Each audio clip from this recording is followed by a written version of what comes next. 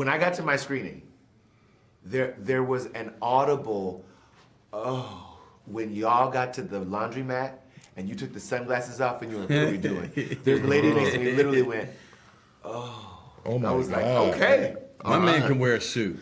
Come on, let's just call it like it is. You know? It's called movie magic. I know that's right. I think it's you and Daniel Craig. I think Yes. Yeah, running neck and neck for the number one spot. No joke. Yeah. No joke. This movie, I remember Jerry telling me years ago. I remember Lewis telling me 2 years ago in Vegas.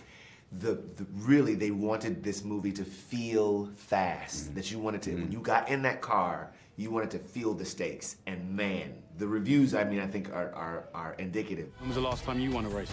Sunday, Daytona. Oh, I'm sorry. I meant Formula One. Oh, I'm sorry. Then same as you. There's this new guy. He's old. He's such a prick. He's quick, though. Well, this is crazy idea that Joe Kosinski comes up with. I'm sure he finished Top Gun Maverick and went, how do I top this? Right. I know, F1. Exactly. And I'm going to put actors in cars, on tracks, and we're going to bet ourselves to the entire F1 race season, or the back half. I mean, it's unprecedented. I can't think of anything like it. I mean, it was definitely one of those movies where you feel like you're in the theater, you're like, okay, if you could just take a breath, you can kind of take a breath right now, and then you get right back into the action. Right. What do you think, you know, when the being able to actually travel with the Formula One teams, be embedded with the teams, to see your face on cutouts in the audience, you know what I mean, with these races, what was that like for you? It is such a high. I mean, I have such reverence for the sport, and we wanted to approach this thing with great respect to everyone involved, because it is an incredible ecosystem, and they are incredible athletes. I got the first weekend, you know, we're on the grid. It's race weekend, and we got 2 takes to, you know, get the scene. There's this crazy energy, but it's quite humbling. Like, you got to swallow your pride, because here's, you know, this is like it's like theater almost. You're getting on the court with Jordan, you know, like what are you thinking? You have no business here. You have no business. When you look up and you're like, Lewis is right there, getting ready to do the real thing. Yes. And then a year and a half later, we're just like, it just feels like our own backyard. Like, we lost the humility part of it pretty quickly. Right? Real fast. Yeah. There's been a lot of talk about the love story, the romance that's embedded between in the us. movie. That's exactly what I was going to say. Yeah, it's so it's like, a lot of people are talking about Carrie, the tension is. But really, the love story is you two. Of course. You know what I mean? Well, or the 3 of us. Exactly. Sequel. Couple of Thruple now streaming on Peacock. You know what I mean? What was it? What was your friendship? I know is paramount to that, is part of that. But how did you bring that to life as these characters? Were you hanging out between? No, it was pointed out in the script, and it was more a matter of really just working through it and he's a really good actor. And he's pretty good as well. I don't like him that much. Really and we just tried different things, and Joe gave us the room to experiment and try different approaches. And also, we were lucky to make that happen. And sometimes you try hard and it doesn't happen. Sometimes you don't know. You don't know if it's going to turn out to be good or not.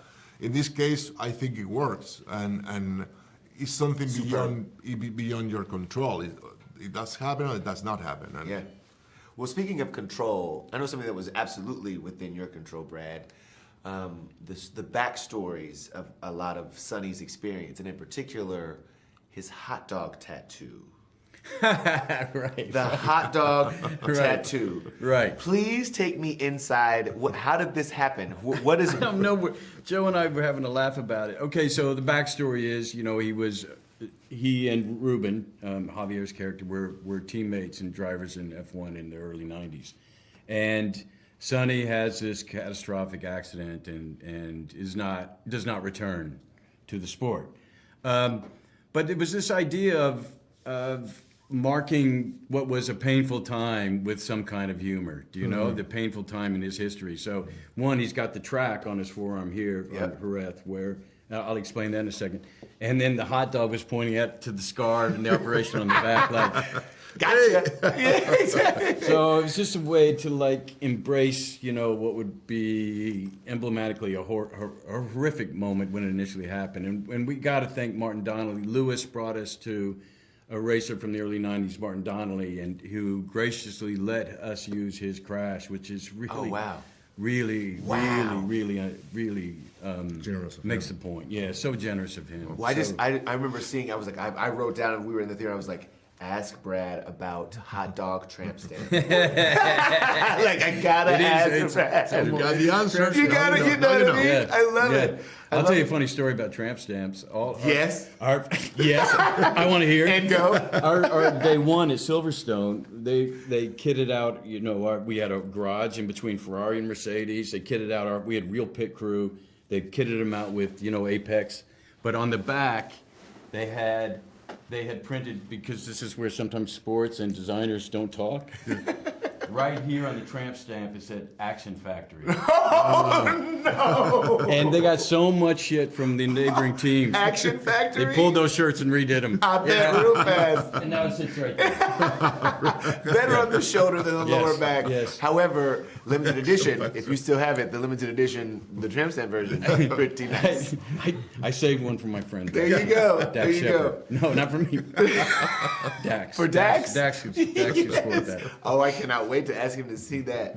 What I will say though, I was surprised at the movie starts in this kind of morning ritual situation with Sonny and where he is in his life. You know what I mean? Traveling the country, trying to find this feeling, in search of this feeling, but also the nomadic experience that he had in order to be able to do that. I was taken by it. Was kind of arresting. Like, oh wait, this dude is living like this, and I wondered like if it brought back any of your own like beginnings, you know what I mean, in this industry, beginnings in Hollywood, where it was like things didn't always look like what they look like now. We were just telling. I was an extra for like a year and a half. We were just telling like horror stories of being an extra. Yeah. Certainly, with that time when, I don't know, I still kind of feel this way, but when it was just so exciting when you first get on a set and you could be around it, because movies were so important to me. Yeah. And I loved them so much. So I think of some of those perils. But that doesn't answer your question at all, does it? No, it does. It does. It does. All right. It does. All right. I'll take the pass. And I work as an extra as well. When I was like 17, I worked like 3 years as an extra in Spain.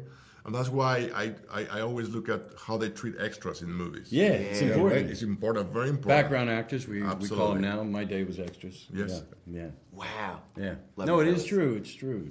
Yeah. Love you, fellas. Thank you so much. Thank you very much.